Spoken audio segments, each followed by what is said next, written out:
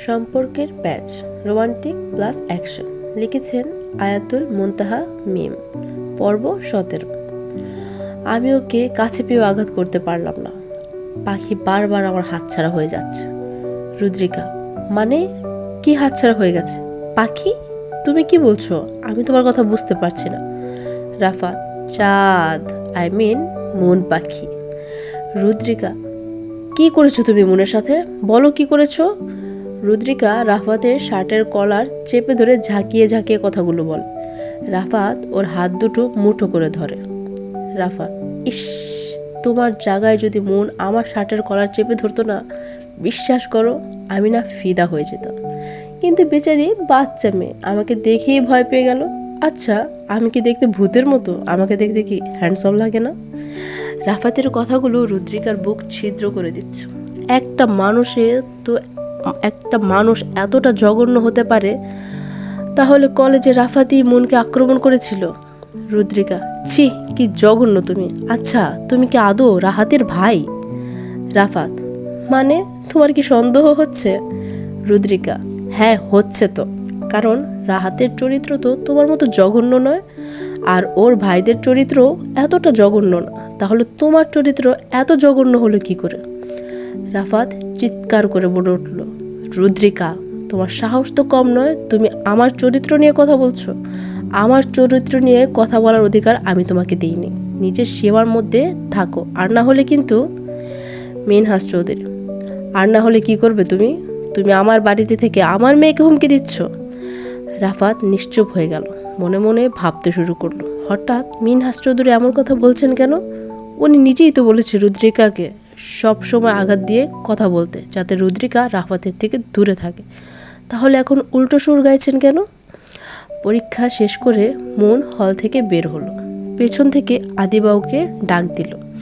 মন আদিবার ডাক শুনেও শুনল না, সোজা হাঁটা শুরু করলো। তখন কার সেই ঘটনা মনের চোখের সামনে বারবার ভেসে উঠছে। অন্যদিকে রাহাতের মস্তিষ্ক রক্তাক্ত হয়ে আছে। রাকিবের মুখ থেকে এসব ঘটনা শোনার পর আর মন টিকছে না। ইজি চেয়ারে বসে চোখ বন্ধ করে মনের কষ্টটা অনুভব করছে। মনে হচ্ছে ওর না থাকার কারণে সব কিছু এলোমেলো হয়ে যাবে। তবে কি দেশ ছেড়ে আসাটা রাহাতের ধ্বংসের কারণ হবে? দু চোখ বুজে এত কিছু ভাবছিল রাহাত। হঠাৎ করেই হাতে থাকা পাঁচ বলটা ছুঁড়ে মারে ড্রেসিং টেবিলের আয়নার ওপর।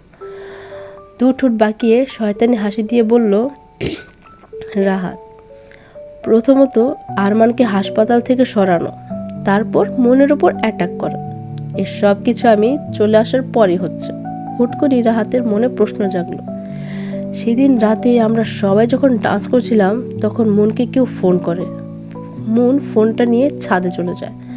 তারপর থেকে ওর ব্যবহারগুলো আমার কেমন জানি লেগেছিল। আচ্ছা, ওকে কেউ কিছু বলেনি তো? ওকে কেউ ভয় দেখায়নি তো? হয়তো কেউ একজন আমাদের মনের কথা জেনে গেছে, কেউ একজন আড়াল থেকে আমাদেরকে নজরে রেখেছে, আর সে এটাও জানতো আমি লন্ডনে চলে আসব, আর এটাও ভালো করে বুঝতে পেরেছে আমি আসার আগে মনকে আমার মনের কথাগুলো বলে আসব। তাই তো সে প্ল্যান করে সবটা করেছে। রাহাত এবার অট্ট হাসি হাসলো। ভাঙা আয়নার সামনে দাঁড়িয়ে নিজেকে পরোক্ষ করলো। একটা কাচের টুকরোতে শুধু নিজের চোখ দুটো দেখতে পেল, আর একটা কাচের টুকরোতে নিজের ঠোঁট দুটো। ঠোঁটে আছে বাঁকা হাসি, আর চোখ দুটিতে আছে আগুনের তাপ, যা নিমিষে জ্বালিয়ে দিতে পারে কারো প্রাণ। রিফাত: মন, তখন কি হয়েছিল বলতো? আমি তোকে ওখানে দাঁড় করিয়ে রেখেছিলাম, আর তুই কলেজের পেছনে চলে গেলি কি করে? মন: তুই চলে যাওয়ার পর এক গন্ডারের বাচ্চা কোথা থেকে এসে আমার হাত চেপে ধরে। আমি তোকে ডাকার জন্য যখন চিৎকার করলাম, তখন ও আমার মুখ চেপে ধরে কলেজের পেছন দিকে নিয়ে যায়। রিফাত: তারপর তোর সাথে কোনো বাজে আচরণ করেনি তো? মন: করতে চেয়েছিল, তখনই রাকিব ভাইয়া চলে আসে। রিফাত কিছু বলতে যাবে, তখনই ওর ফোন বেজে ওঠে। হাতে নিয়ে দেখে রাহাত কল করেছে। রিসিভ করার সাথে সাথে বলে উঠল, ফোনটা মনের কাছে দে। রিফাত ফোনটা মনের সামনে এগিয়ে দিল। মন: কি? রিফাত: কথা বল ভাইয়ার সাথে। মন এক ডোক গিলে ফোনটা হাতে নিয়ে কাঁপা কাঁপা গলায় হ্যালো বলল। রাহাত: ছেলেটা কে ছিল? তুই ওর ফেসটা দেখেছিলি? তোর শরীরেও কিভাবে টাচ করেছে? কোনো হাত দিয়ে তো কি স্পর্শ করেছে বল? শেষের কথাটুকু রাহাত বেশ জোরে ঝাঁঝালো কণ্ঠ বলেছে। মন ফোনের এপাশ থেকে আঁতকে উঠে বলে, মন, আপনি এত উত্তেজিত কেন হচ্ছেন? আমি ঠিক আছি। রাহাত, কিন্তু আমি ঠিক নেই। কে ছিল ওটা সেটা আমাকে জানতে হবে, আর তুই আমাকে সমস্ত ডিটেলস বলবি।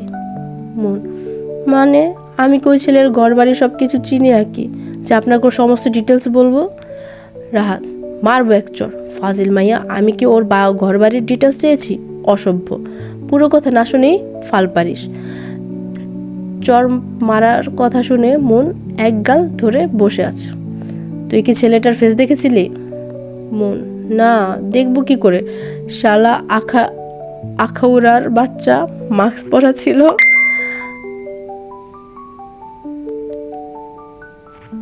তার সাথে আবার হুডি পরে চোখ ঢেকে রেখেছে। রাহাত, তোর মুখের লেবাস দেখি ছাড়িয়ে গেছে, নিজেকে সংযত কর, আর না হলে কপালে শনি আছে।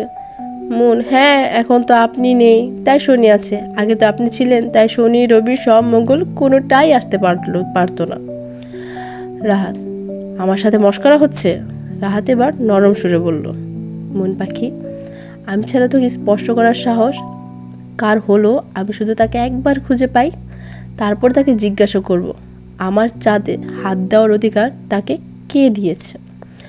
রাহাতের কথায় মনের সারা শরীরে কাঁটা দিয়ে উঠল। তখনকার কথা মনে পড়তেই মনের চোখ দিয়ে জল গড়িয়ে পড়ল। রাহাত, কাঁদছিস? মন, কি করে বুঝলেন? রাহাত, আমার চাঁদটা কান্না করে আর আমি বুঝতে পারবো না? মন, চাঁদকে ভালোবাসতে নেই, চাঁদের গায়ে কলঙ্ক লেগেছে। রাহাত, চাঁদের গায়ে 1000টা কলঙ্কের দাগ লাগলেও আমি চাঁদকেই ভালোবাসি। মন, কিন্তু চাঁদ আপনাকে ভালোবাসে না। রাহাত, বাসে, কিন্তু ভয় প্রকাশ করে না। মন এবার চুপ করে রইল। ভয় বলতে কি বোঝাতে চেয়েছে, তবে রাহাত কি কিছু আন্দাজ করতে পেরেছে? রিফাত, কি রে, কথা হয়েছে, দে ফোনটা। রিফাত মনকে কথা বলতে দিয়ে একটু দূরে সরে গিয়েছিল পার্সোনাল কথার মধ্যে, সে থাকতে চায় না। রাহাত, 1 ঘন্টার মধ্যে তোর ফোনে একটা আর্ট যাবে, আর সেই অনুযায়ী তুই কাজ করবি। মনের দিকে কড়া নজর রাখবি, কেউ ওর দিকে চোখ তুলে তাকালে তার চোখ দুটো তুলে নিবি। রিফাত এক ঢোক গিলে হ্যাঁ বলে ফোনটা রেখে দিল। তারপর মনকে নিয়ে ওদের বাড়ি চলে গেল। মন, কিরে, এদিকে যাচ্ছিস কেন? রাহাত, বাকি এক্সামগুলো তুই আমাদের বাড়িতে থেকে দিবি, ফুপিকে নিয়ে আসবে এখানে, তোদের বাড়ি থেকে কলেজ অনেক দূরে হয়ে যায়। তুমি চলো ডালে ডালে, আমি চলি পাতায় পাতায়। নিজেকে ভিলেন ভাবতেছো? Oh really? Raisa, who are you? কি আপনি? আর আমাকে এসব কথা কেন বলছেন? আমার নাম্বার কোথায় পেলেন আপনি? রাইসার কথায় ফোনের ওপাশে থাকা লোকটি অট্ট হাসি হাসলো। রাইসা, আরে আজব তো, এভাবে হাসছেন কেন? কে আপনি সেটা তো বলুন। গেস্ট করো তো কে হতে পারি আমি, মামুনি? রাইসা, ধুর, যত সব বাজে বাজে লোক। রাইসা ফোনটা কেটে দিল। ফোনের ওপাশে থাকা লোকটি ঠোঁট বাঁকিয়ে হাসলো আর বলল, আমার নেক্সট টার্গেট ইউ। আমি তোমার এমন অবস্থা করব যে তুমি নিজের মুখটা আয়নায় দেখতে পারবে না। আজ এ পর্যন্তই। আগামীতে আবার আসবো নতুন আরেকটি সুন্দর এবং রোমাঞ্চকর পর্ব নিয়ে। সবাই ভালো থাকবেন, and please like, share and do subscribe আমার ছোট্ট উপন্যাসের পৃথিবী।